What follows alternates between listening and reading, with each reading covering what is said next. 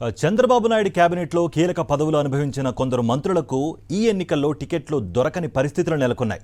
మొదటి 2 జాబితాల్లోనూ ఈ మంత్రుల పేర్లు కనిపించలేదు. ఇక 3వ జాబితాలో మిగిలి ఉన్నవి 16 నియోజకవర్గాలే. అందులో అయినా తమ పేర్లు ఉంటుందో లేదో తెలియని పరిస్థితి. దీంతో ఆ మంత్రులంతా టెన్షన్గా ఉన్నారు. తమకి ఖచ్చితంగా టికెట్ వస్తుందని నేటిదాకా ధీమాగా ఉన్న ఈ మంత్రులకు ఇప్పుడు లోలోనే భయం పట్టుకుంది. ఒకవేళ టీడీపీలో టికెట్ రాకపోతే ఏం చేయాలన్న ఆలోచనలో వారున్నారు. 2014లో చంద్రబాబు నాయుడు అధికారంలోకి వచ్చిన తర్వాత ఆయన కేబినెట్లో కీలక మంత్రి పదవులు అనుభవించిన సీనియర్ నేతలు ఇప్పుడు టికెట్ కోసం కంటి మీద కునుకు లేకుండా ఎదురుచూస్తున్నారు. తమ కంటే జూనియర్లకు టికెట్లు కేటాయించిన చంద్రబాబు తమను పక్కన పెట్టడాన్ని వారు జీర్ణించుకోలేకపోతున్నారు. కొంతమంది ఎన్ఆర్ఐలకు నేరుగా టికెట్ ఇవ్వడాన్ని వారు సహించలేకపోతున్నారు. తుది జాబితా విడుదల చేసే వరకు ఓపిగ్గా ఎదురుచూసి అప్పుడే భవిష్యత్ ప్రణాళిక రూపొందించుకోవాలని వారు భావిస్తున్నారు. చంద్రబాబు ప్రభుత్వంలో అత్యంత కీలకమైన నీటిపారుదల శాఖ బాధ్యతలు నిర్వర్తించిన దేవినేని ఉమామహేశ్వరరావు సొంత నియోజకవర్గం మైలవరం. గత ఎన్నికల్లో దేవినేనిపై వైఎస్ఆర్ కాంగ్రెస్ అభ్యర్థి వసంత కృష్ణప్రసాద్ విజయం సాధించారు.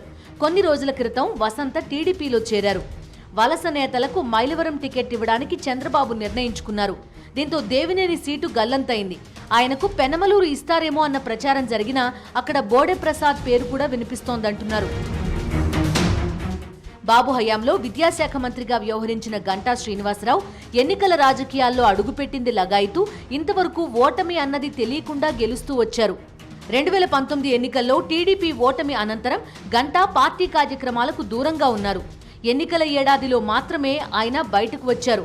చంద్రబాబు సభలకు కూడా ఆయన రాలేదన్న కారణంతో గంటాకు టికెట్ ఇవ్వకూడదని బాబు డిసైడ్ అయ్యారు. పైకి అలా అనకుండా చీపురుపల్లిలో పోటీ చేయాలని అంటున్నారు.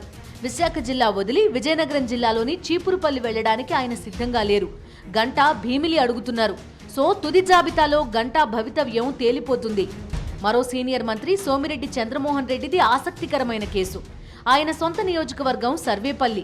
ఆ నియోజకవర్గం నుంచి వరుసగా 6 సార్లు ఓడిపోయిన ఘన చరిత్ర సోమిరెడ్డి సొంతం. 2014 ఎన్నికల్లోనూ ఆయన ఓటమి చెందారు. అప్పుడు ఆయనకి ఎమ్మెల్సీ పదవి కట్టబెట్టి మంత్రిని చేశారు చంద్రబాబు. ఈసారి సర్వేపల్లి నుంచి సోమిరెడ్డికి టికెట్ దక్కడం అనుమానమే అంటున్నారు. వరుసగా ఓడిపోతున్న వ్యక్తికి టికెట్ ఇస్తే పార్టీ శ్రేణులకు తప్పుడు సంకేతాలు వెళ్తాయని నాయకత్వం భావిస్తోంది. అదే కాకుండా గత మహానాడులో వరుసగా 2 సార్లు ఓడిన వారికి టికెట్ ఇవ్వకూడదని నిబంధన పెట్టుకున్నారు.